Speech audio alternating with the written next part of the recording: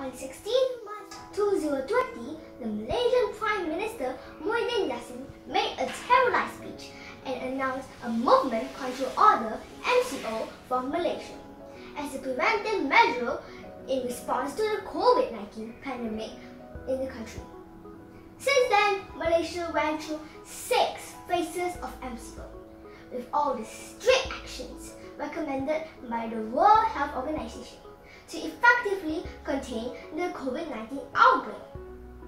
Malaysia's economy is losing an estimated 2.4 billion ringgit daily during the MCO, a total of 63 billion ringgit as all the business activities are being suspended.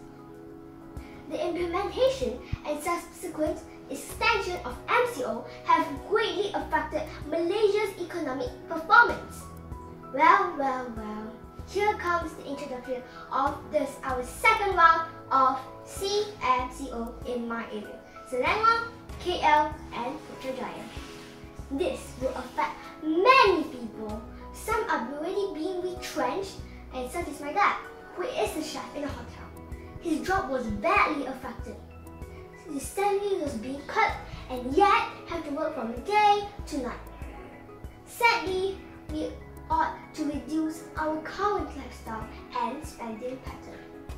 What happened to me, to my family, and myself? Once upon a time, there was 3 little moles who lived together. Then they were old enough to live by themselves. Their mother advised them to save an earthworm a day before leaving. Okay, said baby mole, who always listened to baby, to her mother.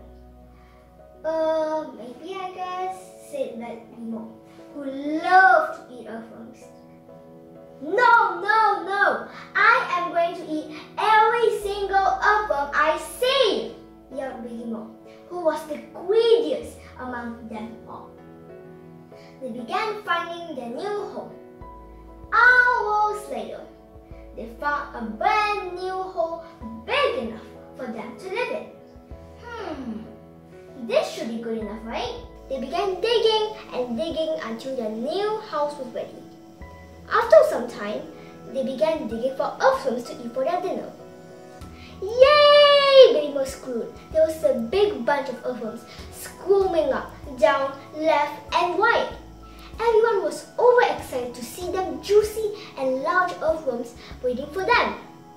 After this scrumptious meal, they went to bed. During that time, baby mole quickly grabbed an earthworm, which he purposely didn't want to eat it, and went to bed. This continued until winter. There was barely one earthworm for the moles to catch. Well, not really. Baby mole had already saved up to hundreds in his room, and it was way too small for the earthworms to even fit in. Suddenly, when she was just about to sleep, there was a knock on the door. Knock, knock.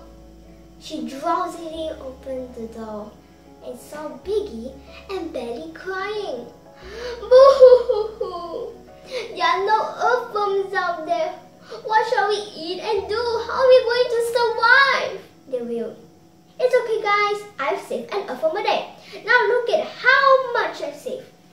She opened the back door and 100 of earthworms came rushing out the door. So let's save an earthworm a day from now onwards, okay? Okay, they both replied. This story clearly shows that how important it is to save for the rainy days, especially during this COVID-19 pandemic. We are lucky as we cultivate saving habits since we were young. My parents have their savings where they need to use it wisely at this uncertain time. I am blessed to have my mom as a financial advisor who educates and grew me to be a kid financial educator.